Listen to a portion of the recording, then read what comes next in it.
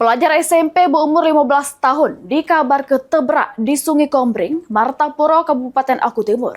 Awalnya korban mandi di sungai bersama kawannya, namun apesnya korban terpleset sehingga terseret arus sungai.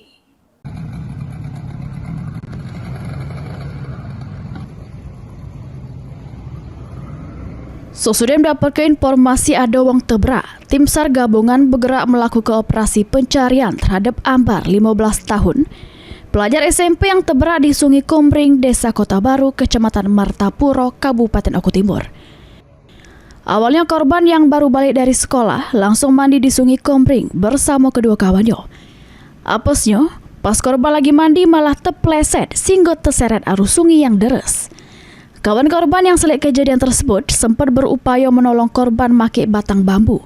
Namun usahanya tidak berhasil sehingga korban tebrak.